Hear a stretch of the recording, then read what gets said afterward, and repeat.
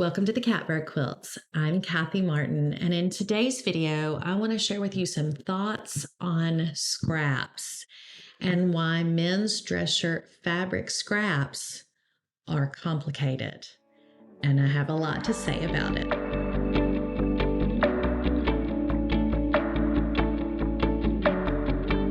I have been quilting with men's shirts from the very beginning, which has not been really all that awfully long, just a couple of years for me, honestly.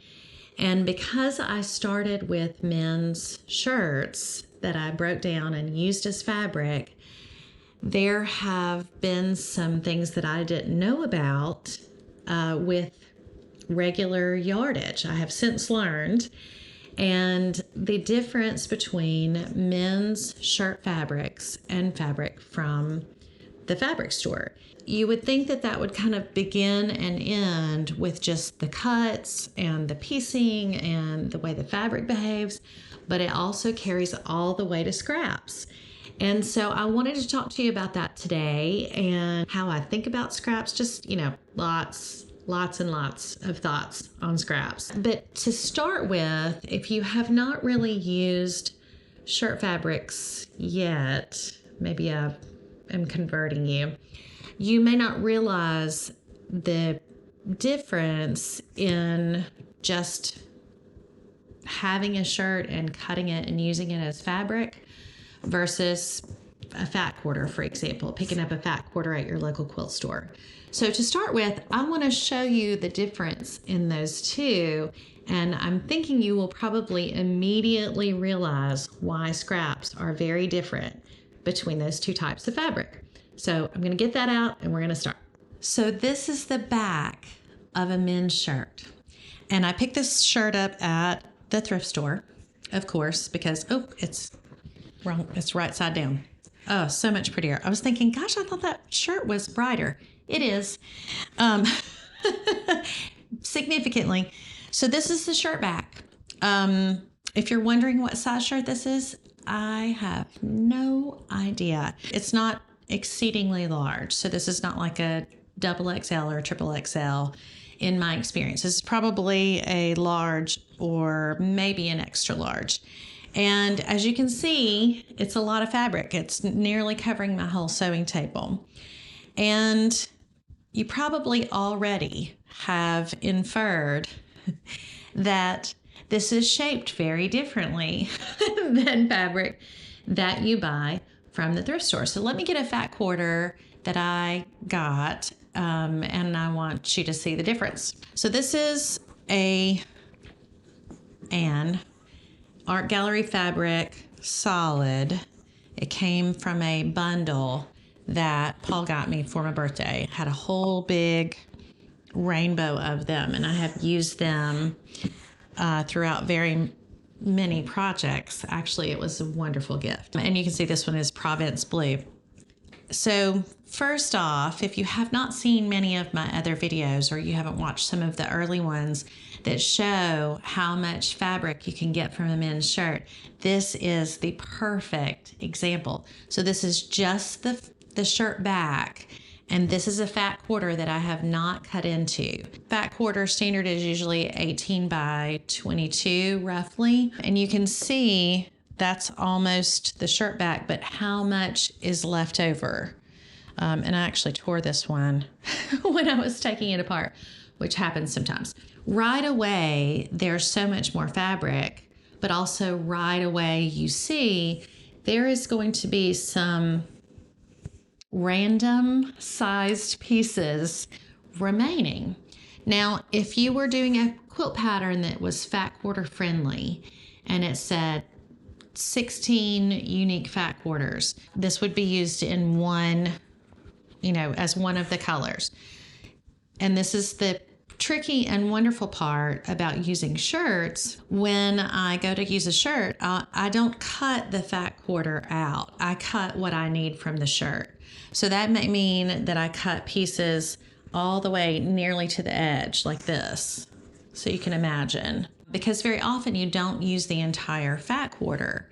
But even if I were to cut a fat quarter from this shirt, you can see this piece is a scrap.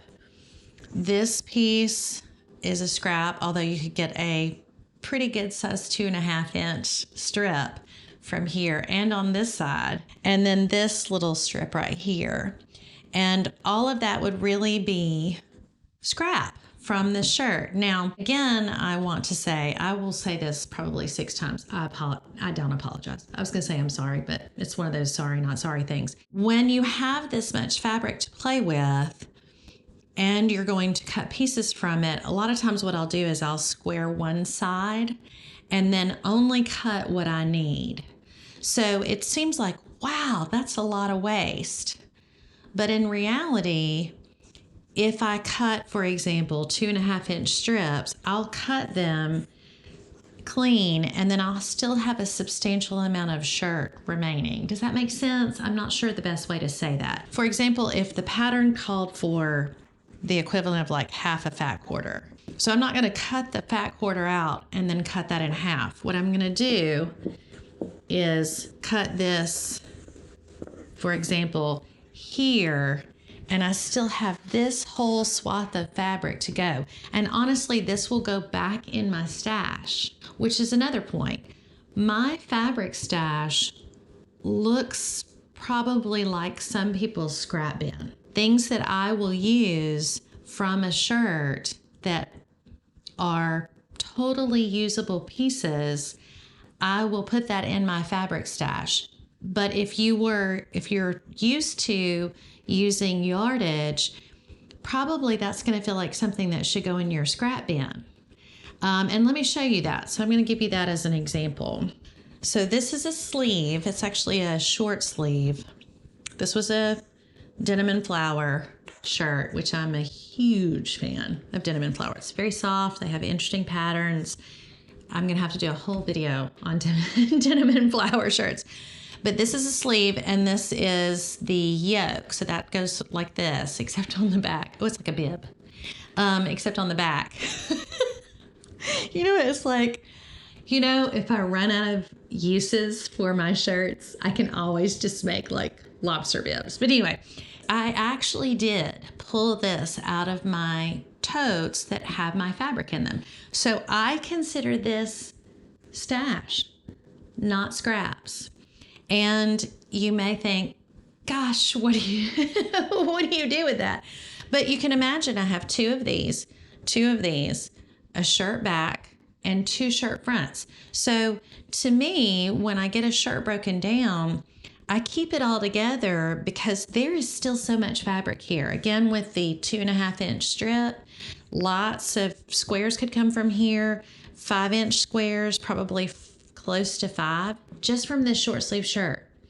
So I'm unwilling to relegate this to my scrap bin, especially if I have the back of the shirt, which is more than a fat quarter, and the 2 fronts, which is more than a fat quarter. Now I've got a substantial amount of fabric to work with. So you would think, oh gosh, there's so much waste, but not if you treat this like stash, which is a real mental shift. And those of you who make memory quilts, you know what I'm talking about, because there is so much more fabric there and you can glean so much out of it that really, in a way, in some ways, there's less waste than more waste. And so I want to give you an example of that. So I'm going to leave this out on my table right here.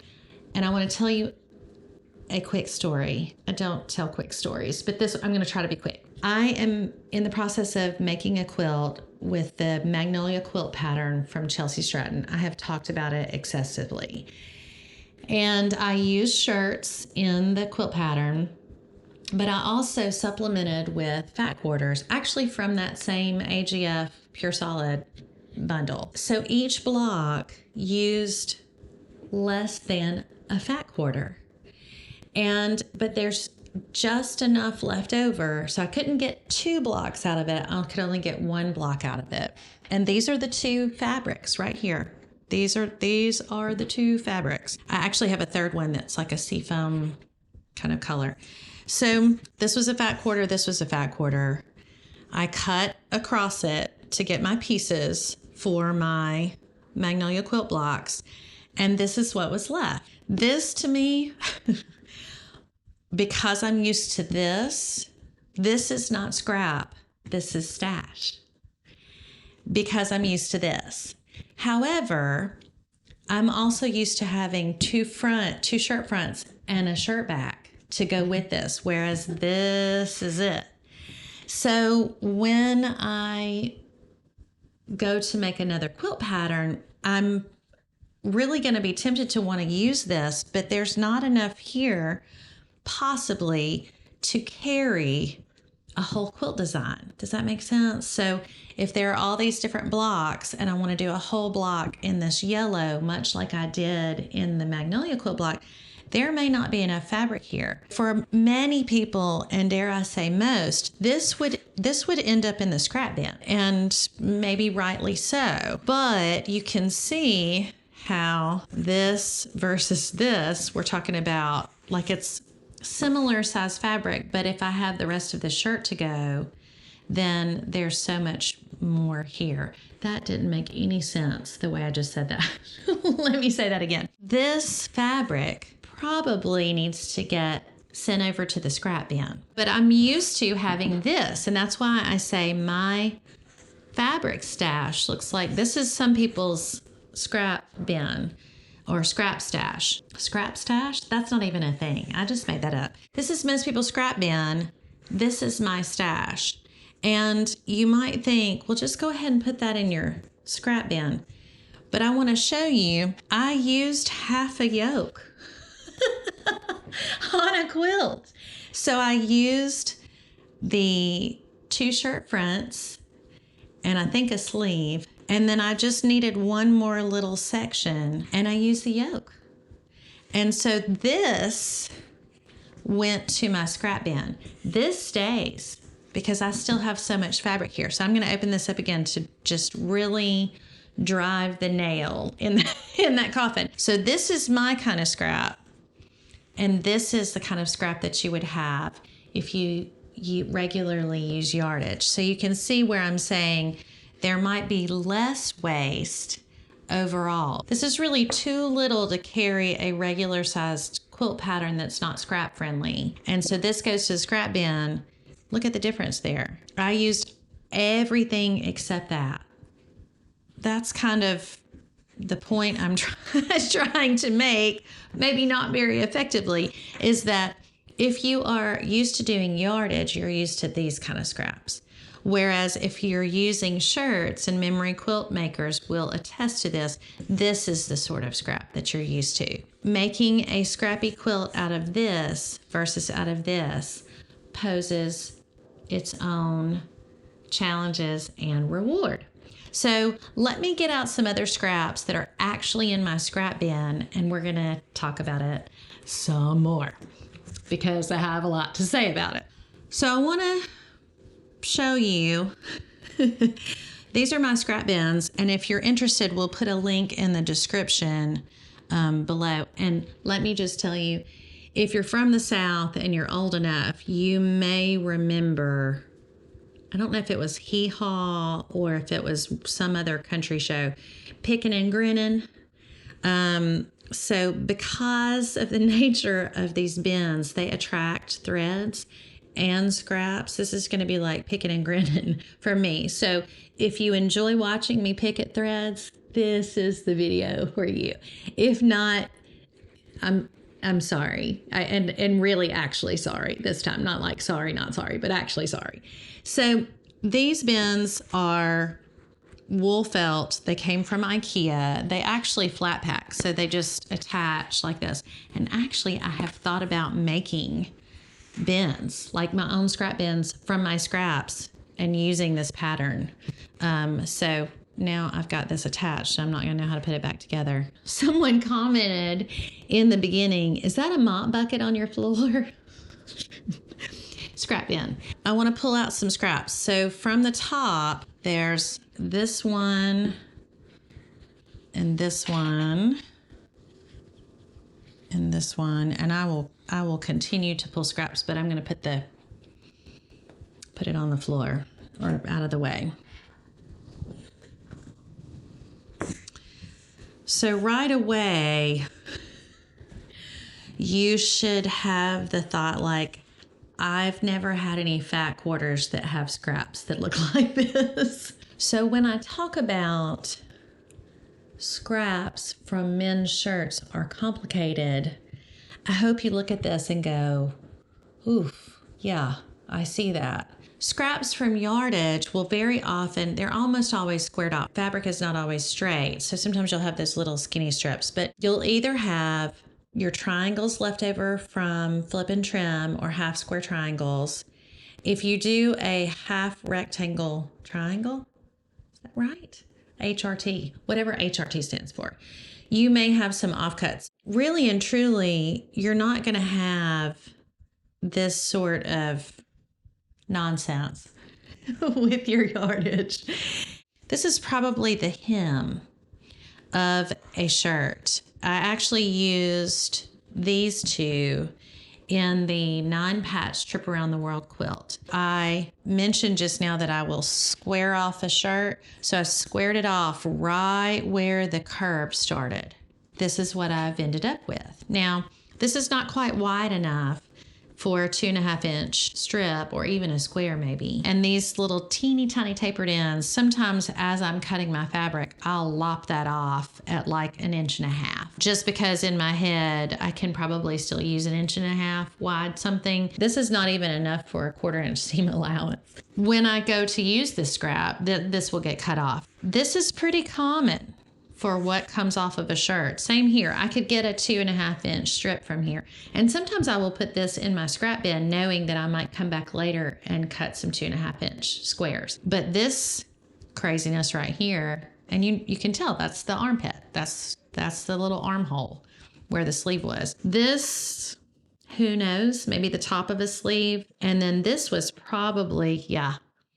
So this was the hem of a shirt. And I lopped that off. And instead of lopping it off and throwing it in the trash or recycling it or putting it in the compost, I put it in the scrap bin. When you are using men's shirts and you're reading quilt patterns that say scrap friendly, you have to flip the script a little bit and realize that what they're talking about in scraps is maybe not what you have in scrap. And I know this because I recently read a scrap friendly, it was a granny squares. So it's meant to look like granny squares, the blankets that are crocheted, and it was scrap friendly. And the piece size, I think it was 2.5 inches. It might have been 2.